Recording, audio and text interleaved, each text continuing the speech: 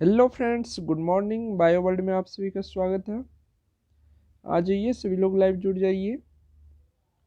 Group में सभी को इन्फॉर्म कर दीजिए। क्लास जब भी स्टार्ट हो जाए तो सभी लोग एक साथ जुड़ जाइए, ताकि कोई भी क्वेश्चन आगे की छूटे नहीं आप लोग के। और आज की क्लास में हम लोग जेनेटिक्स से, जो आप लोग बोले थे सेकेंड क्लास लेने के लिए, तो सेकेंड क्लास लेके आया हूँ। इसमें ज़्यादा फोकस किया है डिजीज पर। जितना भी सिंड्रोम है सबको क्लियर करके समझाने की कोशिश किया हूँ। तो चलिए स्टार्ट करते हैं आज की क्लास। स्टार्ट करने से पहले आप लोग को बता दें कि आप लोग जो है लेक्चर को लाइक नहीं करते, तो जाकर के लेक्चर को लाइक कर दीजिए। पहले कर दिए सारे लोग। चलिए देखते हैं अपन क्वेश्चन। पहला क्वेश्चन है, term gene was given by. Gene शब्द जो है किसके द्वारा दिया गया है, बताइए जिन लोग को पता है। 22 नंबर हम इसलिए किए हैं क्योंकि पिछले क्लास में जो है 21 नंबर क्वेश्चन तक हम डिस्कस कर चुके थे, इसीलिए अब जो है 22 नंबर स्टार्ट किए हैं। बताइए जीन शब्द किसने दिया था? मेंडल ने नहीं दिया था, जॉनसन साहब ने दिया था। किसने दिया था? जॉनसन ने।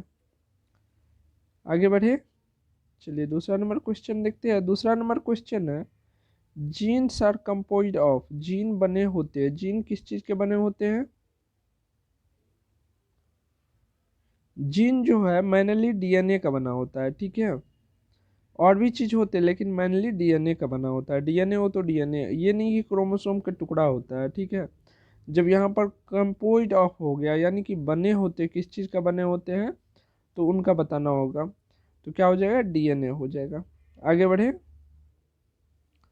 अगला क्वेश्चन है, genetic code was discovered by. Genetic code किसके द्वारा खोज किया गया था, या जेनेटिक कोड के खोजकर्ता कौन है? बताइए बताइए। डॉक्टर हरगोविंद खुराना। यहाँ पर है एच जी खुराना, तो वही है हरगोविंद खुराना। डी आर लगा दीजिए, पूरा इज्जत के साथ नाम लेना चाहिए, ठीक है। चलिए आगे बढ़ते हैं। अगला क्वेश्चन देखते हैं। अगला क्वेश्चन है, इनमें से कौन ऑटोसोम क्रोमोसोम है? ऑटोसोमल क्रोमोसोम जो होता है वो कौन सा क्रोमोसोम होता है? देखिए आप लोग को पता होगा। चलिए, मेल और फीमेल। मेल और फीमेल में जो होता है, एक से लेकर के 22 नंबर तक, एक से लेकर के 22 नंबर तक एक्स एक्स ही होता है दोनों में, मेल फीमेल दोनों में, ठीक है। यही एक से लेकर के 22 तक जो होता है ये ऑटोसोमल क्रोमोसोम कहलाता है, या ऑटोसोम क्रोमोसोम कहलाता है। और 23वां नंबर जो होता है, तो मेल में क्या होता है? एक्स वाई होता है, और फीमेल में क्या होता है? एक्स एक्स होता है। और इसी को सेक्स क्रोमोसोम भी बोला जाता है, ठीक है। 23वां पेयर जो होता है उसी को सेक्स क्रोमोसोम बोला जाता है। तो ऑटोसोमल क्रोमोसोम कितना हो गया? ऑटोसोम क्रोमोसोम कितना हो गया? 22 पेयर हो गया, ठीक है। तो क्या हो जाएगा? ए नंबर ऑप्शन हो जाएगा। 22 पेयर, एक से लेकर के 22 तक के पेयर को क्या बोलते हैं? ऑटोसोम। या डायरेक्ट वैसे भी रहता है 22 पेयर, तो वो भी हो जाता है आंसर, ठीक है। चलिए आगे बढ़ें, अगला क्वेश्चन देखते हैं। आवाज़ में थोड़ी सी प्रॉब्लम हो रही होगी क्योंकि मुझे बहुत ज़्यादा कोल्ड हो गई है, फिर भी आप लोग का क्लास ले रहे हैं क्योंकि क्लास की कंटिन्यूटी बना के रखना चाहते हैं। तो आप लोग भी है कि टाइम से क्लास कर लिया कीजिए।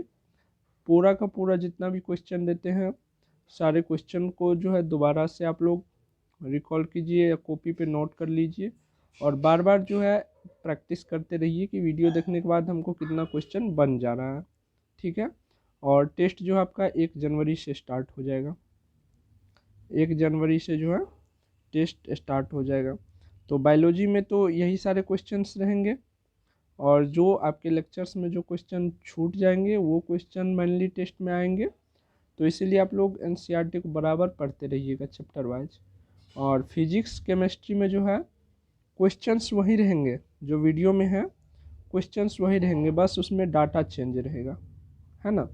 2 के जगह पे 5 या 6 कुछ भी हो सकता है, तो सिर्फ डाटा चेंज रहेगा। क्वेश्चन टाइप्स और क्वेश्चन जिस टाइप से पूछा गया है और जिस टाइप से पूछा जाएगा वैसा ही रहेगा, ठीक है। चलिए ये क्वेश्चन देख लेते हैं। इनमें से कौन सेक्स क्रोमोसोम के उदाहरण है? तो सेक्स क्रोम हम बता दिए थे कि 1 से लेकर के 22 तक सेम होते हैं, और 23वां पेयर जो होता है, 23वां पेयर वो क्या होता है? सेक्स क्रोमोसोम होता है। तो यहाँ पर देखिए 23वां पेयर भी है, ठीक है, एक्स वाई भी है, एक्स वाई भी सेक्स क्रोमोसोम है ना, तो एक्स वाई भी हो जाएगा और एक्स एक्स भी हो जाएगा। 23वां पेयर ही सिर्फ नहीं होगा, ये दोनों इनमें से कोई एक रहे तो भी वो आंसर हो जाएगा, या तीनों रहे तो तीनों कैंसर हो जाएगा, डी हो जाएगा, ठीक है, ऑल। चलिए आगे बढ़े। चलिए अगला क्वेश्चन देखते हैं। अगला क्वेश्चन है, इनमें से कौन डायबिटीज डायबिटीज डिफेक्ट जीन है? डायबिटीज जिसको हिंदी में बोलते हैं मधुमेह, ठीक है। डायबिटीज ये बताइए मेल और फीमेल दोनों को होता है कि एक को होता है? दोनों को होता है। तो दोनों को होता है मतलब मेल का क्या होता है? मेल का एक्स वाई हुआ और फीमेल का एक्स एक्स, ठीक है। अगर मेल में होता तो वाई पर होता, वाई होता है डिफेक्टिव जीन, और फीमेल में होता तो एक्स होता है डिफेक्टिव जीन। चलिए मैं थोड़ा इसको क्लीन कर दे रहा हूँ। एक्स होता है डिफेक्टिव जीन, लेकिन क्या हो रहा है कि दोनों में हो रहा है, दोनों में हो रहा है तो ऐसा जीन होगा जो दोनों में हो, तो क्या हो जाएगा? एक्स जीन पर होता है, वाई जीन पर नहीं होता। वाई पे होता तो 100% सिर्फ तब क्या होता? मेल में ही होता, या सिर्फ एक एक्स पर होता तो 100% सिर्फ फीमेल में ही होता है। एक्स जीन पर जो है ये होता है, तो डिफेक्टिव जीन क्या हो गया? एक्स हो गया, ठीक है। चलिए आगे बढ़ते हैं। समझ में आ रही है सबको? चलिए आज जितना भी डिजीज है सारे को कंप्लीट कर लेंगे आज के क्लास में। गंजापन के लिए दोषपूर्ण जीन है। गंजापन जिसके सर से जो बाल उड़ जाते हैं, देखे होंगे, फीमेल में भी ऐसा होती है क्या? जनरली जो होता है मेल में होता है, और मेल का क्रोमोसोम क्या होता है?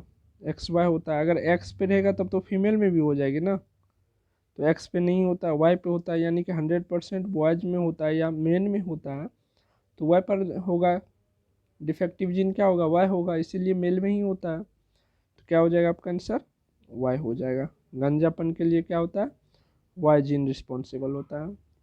चलिए आगे बढ़ें, अगला क्वेश्चन देखते हैं। अगला क्वेश्चन है, which of the following is called royal disease? इनमें से कौन रॉयल डिजीज कहलाता है? देखो डिजीज में भी रॉयल डिजीज, तो हीमोफीलिया डिजीज जो है आपका, सबसे पहले किसको हुआ था?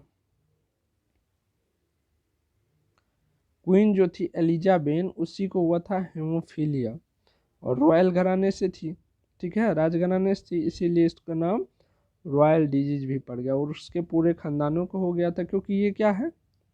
जेनेटिक डिजीज है, ठीक है, तो पूरे खानदान को ही हो जाएगा, है ना। तो क्या हो गया? हीमोफीलिया जो है रॉयल डिजीज भी कहलाता है, याद रखिएगा।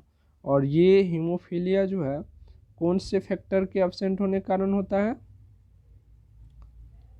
फैक्टर नंबर 8, ठीक है, ये एब्सेंट हो जाते हैं, जिसके कारण क्या होता है? ब्लड क्लोटिंग नहीं होती है, और ब्लड जो है कंटिन्यूसली निकलते रहता है बॉडी से, जिसके कारण पेशेंट की डेथ भी हो जाती है, ठीक है। चलिए आगे बढ़ते हैं। नेक्स्ट क्वेश्चन है, थैलोसीमिया डिफेक्टिव जीन है। थैलोसीमिया डिफेक्टिव जीन कौन सा है? पहले तो ये जान लीजिए थैलोसीमिया होता क्या है। देखिए इसमें क्या होता है, हीमोग्लोबिन बनता नहीं है, ठीक है। हीमोग्लोबिन नहीं बनता मतलब, हीमोग्लोबिन किस में होता है? आरबीसी में, ठीक है, आरबीसी में होता है हीमोग्लोबिन। हीमोग्लोबिन नहीं बनेगा मतलब क्या हो जाएगा? ऑक्सीजन जो है प्रचुर मात्रा में हमारे बॉडी में नहीं जाएगा, हमारे बॉडी में ऑक्सीजन नहीं जाएगा मतलब सांस लेने में दिक्कत हो जाएगी, और क्या होगा? हीमोग्लोबिन की जैसे मात्रा घटेगी तो क्या होगा? बार बार ब्लड चढ़ाना पड़ेगा उसको, यानी कि उसके शरीर में जो होता है ब्लड का निर्माण जो होता है जिस गति से होना चाहिए नॉर्मल मैन में, उतना नहीं होता है। मेल फीमेल दोनों में होता है ये डिजीज, ठीक है, मेल एंड फीमेल दोनों में होता है ये डिजीज। तो जितना नॉर्मल हम लोग के बॉडी में जिस स्पीड से ब्लड बनता है उस स्पीड से नहीं बनता है, मतलब समझिए नहीं बनता उसके शरीर में, इसलिए बार बार उसको क्या करना पड़ता है, ब्लड चढ़ाना पड़ता है। तो वो डिफेक्टिव जीन किस जीन के कारण होता है, बता सकते हैं, दिमाग लगाइए। देखिए मेल फीमेल दोनों की बात हो गई, मेल फीमेल दोनों की जब भी बात हो तो वहाँ पर क्या हो जाएगा, एक्स क्रोमोसोम। वाई जीन जो होता है वो रिस्पॉन्सिबल नहीं होता है मेल फीमेल दोनों के लिए। अगर मेल की बात होगी तो वाई होगा, ओनली वाई होगा, लेकिन मेल फीमेल अगर दोनों की बात आ जाए तो क्या हो जाएगा, एक्स आ जाएगा, क्योंकि एक्स कॉमन होता है। ठीक है, चलिए आगे बढ़ते हैं।